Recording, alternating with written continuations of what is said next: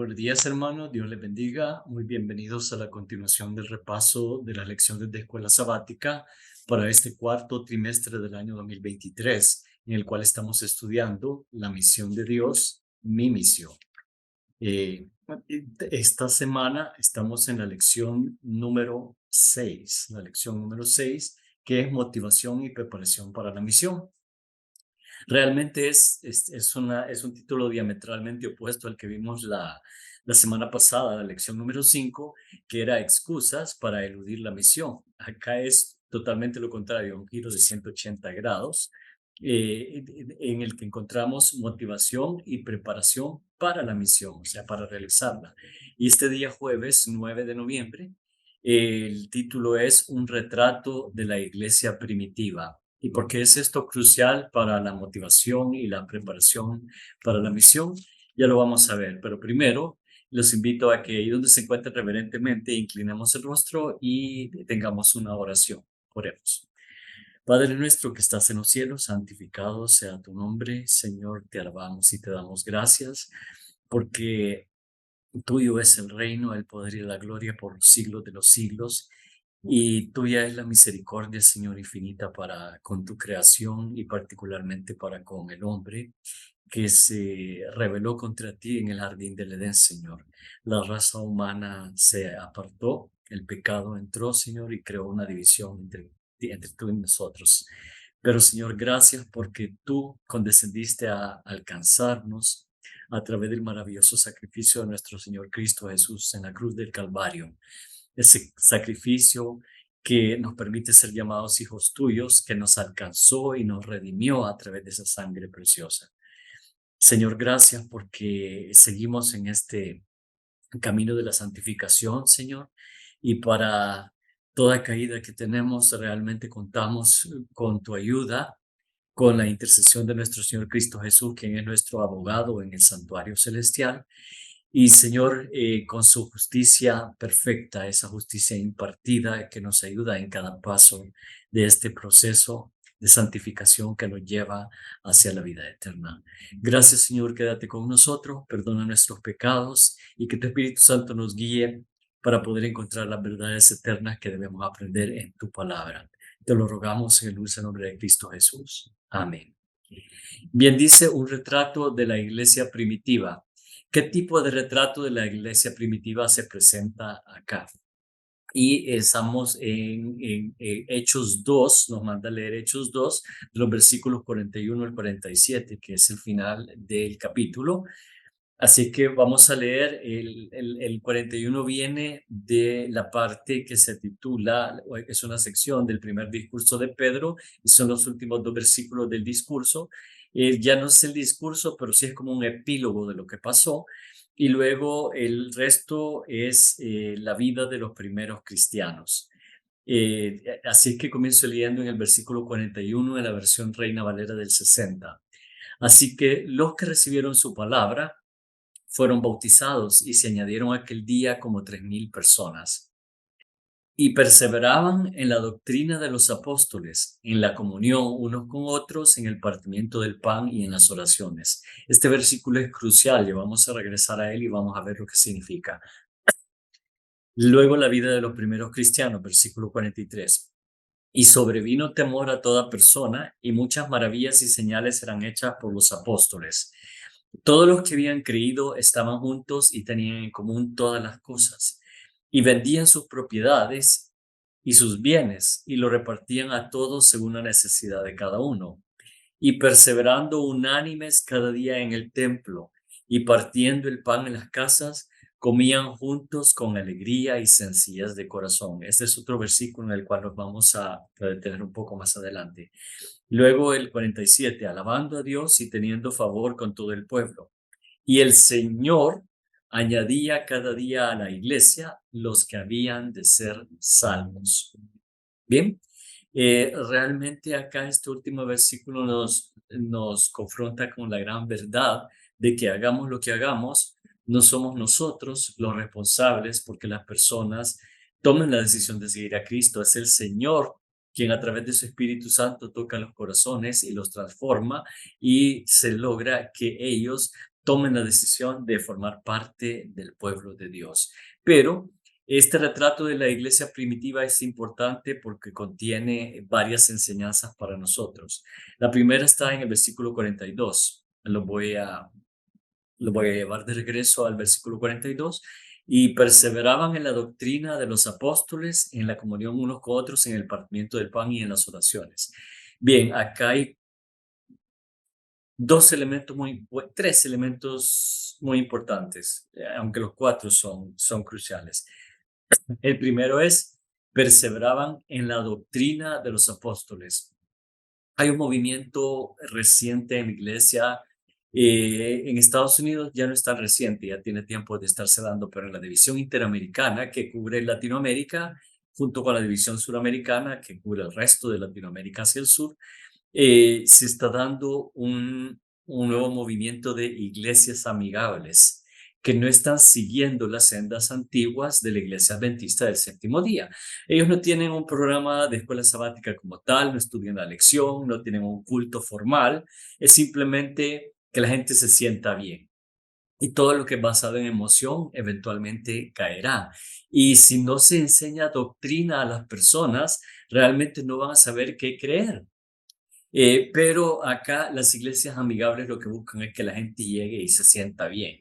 Y de hecho no se ve ninguna diferencia entre las personas de la iglesia que están participando en esas iglesias amigables y las personas que llegan de fuera que no son adventistas del séptimo día. Se ven iguales. Están adorando de forma igual. O sea, realmente los adventistas que están participando en esas iglesias se han olvidado cómo ser adventistas del séptimo día y cómo nuestros pioneros nos mostraron que realmente además del amor que debemos sentir unos por otros como verdaderos discípulos de Cristo, así como dicen las epístolas de Juan, también, como vemos acá en este versículo, la doctrina es importantísima. Y realmente, si no aprendemos la doctrina, no vamos a poder perseverar porque no vamos a tener el fundamento que es la roca, que es nuestro Señor Cristo Jesús. Nuestro Señor le dijo, santifícalos en tu verdad, tu palabra es verdad. Y esa palabra es el Logos, que es nuestro Señor Cristo Jesús, que es el verbo que encontramos al inicio de la epístola de Juan, que dice, en el principio era el verbo y el verbo era Dios y el verbo era con Dios y el verbo era Dios. Ese verbo es logos, es la palabra, es lo mismo, es la doctrina. Y si no estamos fundamentados en la palabra, que es nuestro Señor Jesús, que es la roca sobre la cual debemos construir todo, inevitablemente nuestros esfuerzos caerán.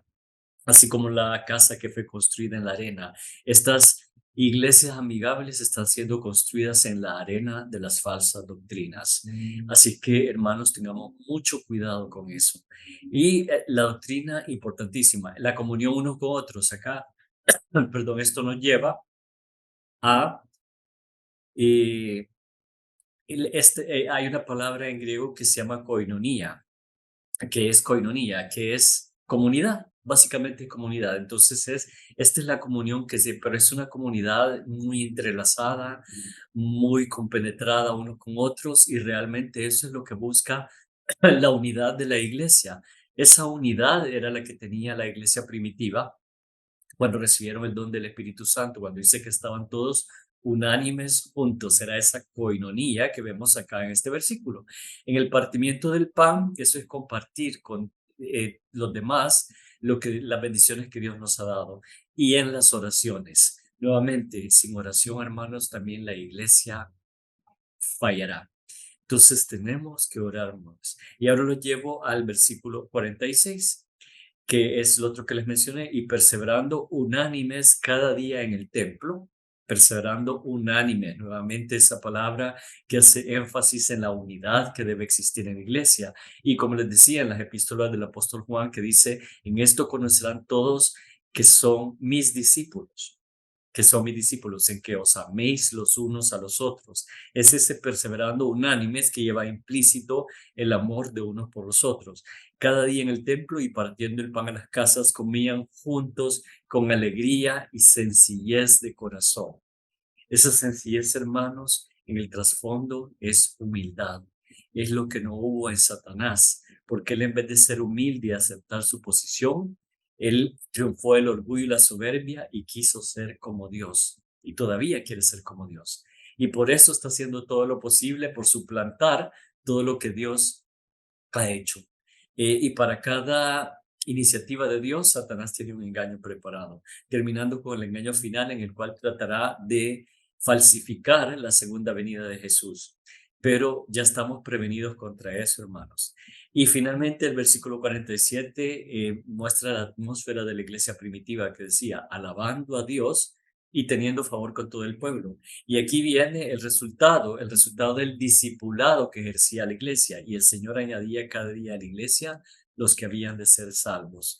Esta iglesia estaba cumpliendo con la misión. El discipulado no solo es ir y bautizar. Recuérdense que la Gran Comisión también lo dice. Por lo tanto, ir y hacer discípulos de todas las naciones.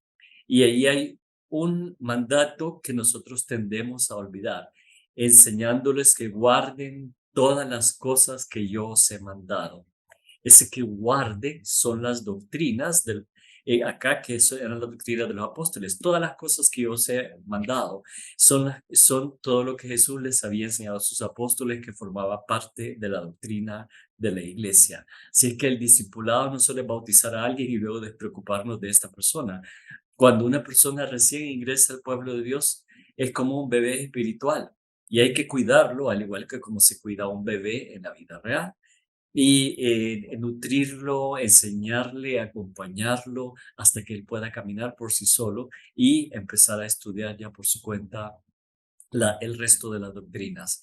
Pero tenemos que ser mentores para estas personas, no solo la fe de Jesús y ya estudió todas las lecciones y ya está listo y lo bautizamos y nos olvidamos de él. No, no funciona así la cosa, hermanos. Había una coinonía, una comunidad, un acercamiento entre todos los hermanos y los discípulos y los nuevos conversos formaban parte de esta comunidad. El resto de la iglesia se preocupaba por ellos hasta que los integraba totalmente y ya los nuevos conversos podían empezar a caminar por sí solos y a tomar alimento sólido de las doctrinas de la palabra. Entonces, todo esto es bajo el liderazgo y la supervisión de los líderes de la iglesia, que en este caso eran los apóstoles, y por eso la iglesia también es una iglesia organizada y ahora tenemos nuestras instituciones y nuestras iglesias que tienen líderes encargados de departamentos, juntas y todo que toman las decisiones. Y de hecho estas juntas, hermanos, todas las juntas que se forman son parte de la organización de la iglesia, como esta semana vimos que los apóstoles se preocuparon porque Judas ya no era parte, ya no eran 12, sino que solo habían quedado 11. Entonces, ellos se organizaron nuevamente para volver a ser 12 y poder estar completos para cumplir con la misión. Esa es parte de la organización que nosotros debemos tener. Hermanos, ojalá podamos volver a la piedad primitiva, como lo menciona la hermana Elena, y ser como la iglesia primitiva, llenos de unidad, de coinonía, de las doctrinas, perseverando en las doctrinas y en la oración, hermanos, y podamos amarnos los unos a los otros, así como el Señor Jesús nos amó y vino a morir por usted y por mí. Que Dios le bendiga grandemente.